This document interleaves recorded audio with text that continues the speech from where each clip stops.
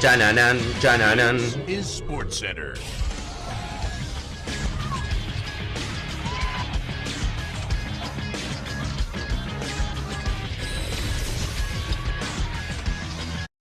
Hola gente, ¿cómo andan? Un saludo grande para todos, yo soy Sanio y les traigo un nuevo video al canal. En el día de hoy vamos a estar hablando acerca de una serie que me parece interesante y que podemos llegar a traer en formato de distintas competiciones. En el día de hoy la serie es La rompieron en un torneo y desaparecieron. Y vamos a comenzar haciéndolo edición Qatar 2022. Son 7 jugadores que tuvieron un muy buen mundial, el último que se disputó justamente en ese año, y que después, en lo que ha sido esta última temporada, la realidad es que no han podido quizás no mantener el nivel, pero no han dado ese salto de calidad que muchos esperábamos y que podía haberlos catapultado a mejores equipos o a mejores situaciones. Inclusive en muchos casos, como van a ver, lamentablemente ni siquiera han seguido jugando en su selección. Así que espero que les guste la idea del video y que me dejen su opinión en los comentarios, que pongan otros casos también justamente allí, que se suscriban al canal activando la campanita y que me sigan en las redes sociales. Y sin dar mucha más vuelta, comenzamos con el primero de los jugadores. El primer caso a mencionar en el video es el del arquero de los Países Bajos, Andrew Noppert. Este arquero que llamó tanto la atención en su momento por sus 2 metros 3 centímetros, con una carrera muy particular, alejada de los grandes equipos, comenzó en el Heerenveen, pasó por el NAC Breda, jugó en el Foggia Calcio, el equipo italiano en el cual llegó a descender a la Serie C, en un momento debido a esto, sumado a una lesión importante en la rodilla, cuenta que inclusive pensó en dejar el fútbol y dedicarse a ser policía. Posteriormente volvió al fútbol de su país, jugó en el Dordrecht, en el Go Ahead Eagles y finalmente volvió al Heerenveen, que es el equipo en el cual había debutado. Con 28 años y después de una buena temporada justamente en la Eredivisie, Van Gaal lo llevó al Mundial y lo hizo debutar en el primer partido mundialista como absoluto de su selección. Nunca había jugado un solo partido con la selección de la Naranja Mecánica. Jugó los 5 partidos del Mundial frente a Senegal, Ecuador, Qatar, Estados Unidos y Argentina. En muchos de ellos fue figura, en muchos de ellos tuvo muy buenas atajadas, lo cual lo terminó convirtiendo en un arquero de los más sólidos que vimos en la Copa del Mundo. Inclusive se le terminó dando un apodo que era el kilómetro parado justamente por sus más de 2 metros. Sin embargo, después de ese Mundial, ningún equipo importante lo fue a buscar, inclusive ningún equipo de su propia liga, ni Feyenoord, ni Ajax, ni PSV, que justamente sí compraron arqueros, y además no volvió a ser convocado a la selección. No solo que no jugó, sino que no volvió a ser convocado por el nuevo técnico Ronald Koeman, que no lo ha tenido en cuenta. Para colmo, en esta temporada en el Heerenveen, la verdad que la cosa no ha arrancado para nada bien. Ha atajado 16 partidos en los cuales recibió 30 goles y solamente en 4 ha mantenido la valla invicta. Segundo caso, sin duda una de las grandes selecciones del último mundial, si no la gran revelación, ha sido la selección de Marruecos, primera selección africana en llegar a semifinales y quedarse con un cuarto lugar. Dentro de la gran cantidad de jugadores que destacaron, uno que era para mí prácticamente desconocido y que tuvo un excelente mundial, es el caso de Hassien Ounahi. Este joven volante que comenzó su carrera en la 5ª división francesa, jugando en el Racing de Estrasburgo 2, que luego pasó por el Louis Abranches, un equipo de la 3ª división, y que recién en la temporada 21-22 en el Angers comenzó a tener continuidad en la Ligue A. Allí jugó 48 partidos y marcó 2 goles. Sin embargo, pocos lo conocían, quizás los seguidores de la Liga, hasta lo que fue justamente su aparición en el Mundial de Qatar, donde jugó los 7 partidos y los 6 primeros, salvo el partido por el tercer puesto, como titular y siendo una de las grandes figuras de una Marruecos que, como le digo, fue una de las grandes revelaciones y Ounahi para mí fue lo más destacado que tuvo en la mitad de la cancha. Justamente esto hizo que muchos equipos se interesen en él y terminada la Copa del Mundo, el Olympique de Marsella termine pagando 8 millones de euros por su pase. Lamentablemente para Ounahi no ha tenido el mejor 2023. Jugó 26 partidos y marcó 3 goles con el Olympique y entre lesiones y algunos bajones de nivel, un jugador que parecía destinado a ser de lo más destacado de la temporada, lamentablemente no ha tenido tanta continuidad y no ha podido demostrar esa tan buena versión que habíamos visto en el Mundial.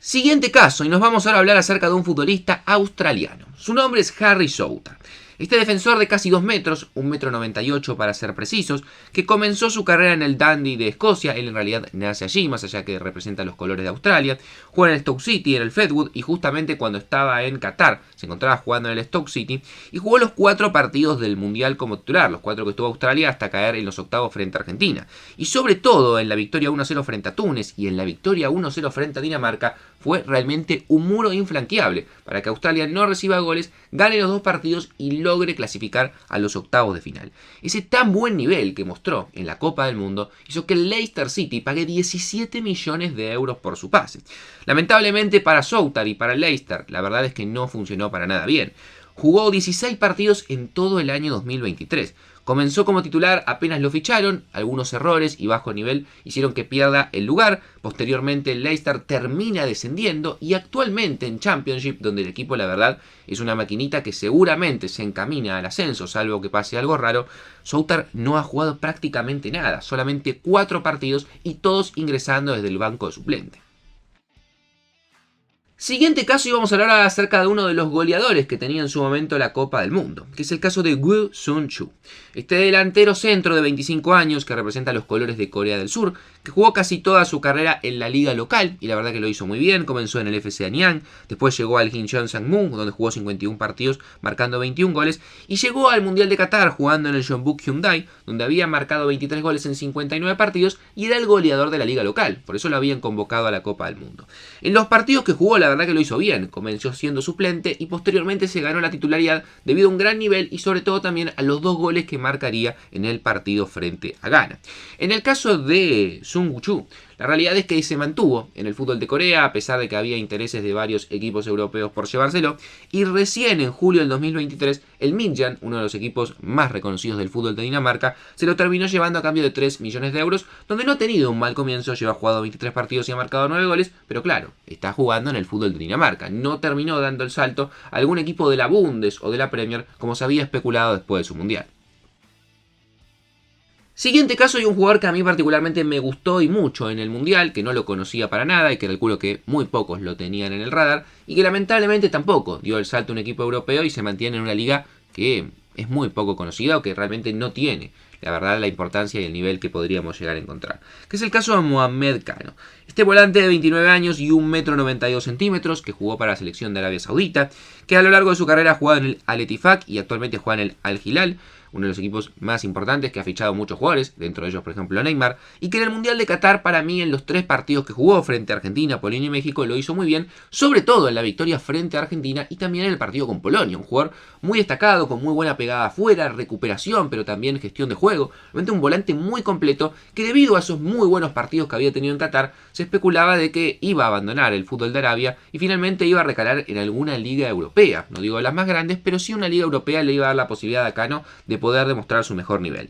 Lamentablemente para él, y en realidad ni siquiera sé si para él, sino en general, porque me parece que por una cuestión económica, de que estaba cómodo el Al-Hilal, era una de las figuras, finalmente decidió mantenerse en esta liga, donde lleva jugando ya toda su carrera. Ha jugado 222 partidos, 18 goles y 17 asistencias en el Al-Hilal, y la verdad es que veo difícil que en algún momento termine jugando en Europa.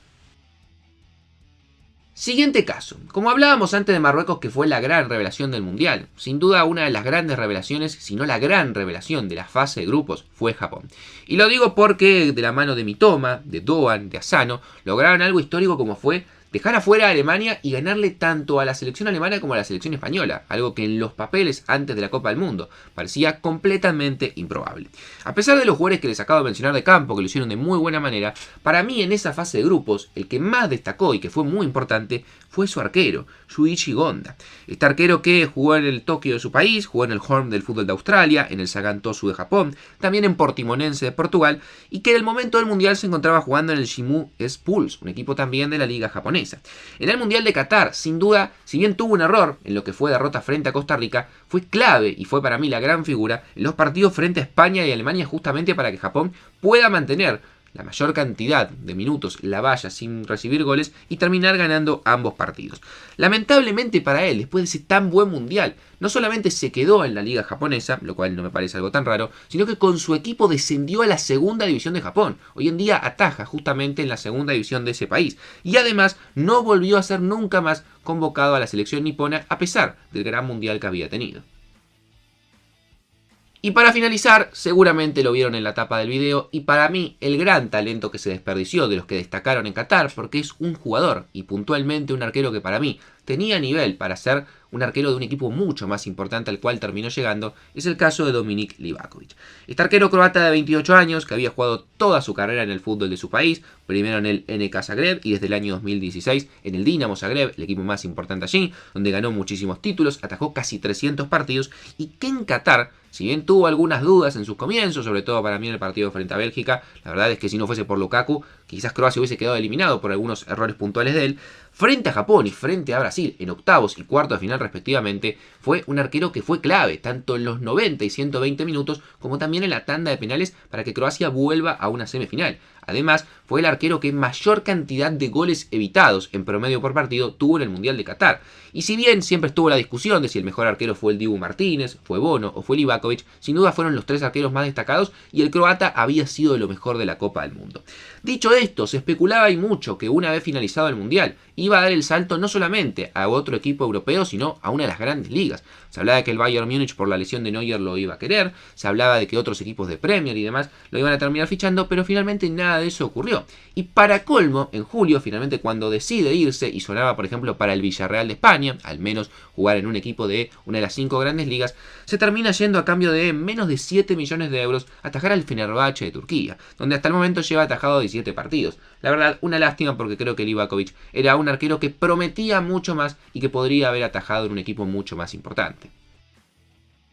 Así que espero que les haya gustado mucho esta serie de La rompieron y desaparecieron, en este caso edición Qatar 2022, que me den su opinión respecto a los jugadores que mencioné y que me digan ustedes qué otros jugadores creen que también tuvieron un gran mundial, pero después a lo largo del 2023 no los vimos con tanta continuidad o no mantuvieron justamente el nivel demostrado con su selección en la Copa del Mundo. Suscríbanse al canal, activen la campanita, si les gustaría que hagamos este video con otro torneo déjenlo en los comentarios y sin dar mucha más vuelta los dejo por hoy y nos vemos mañana en un próximo video.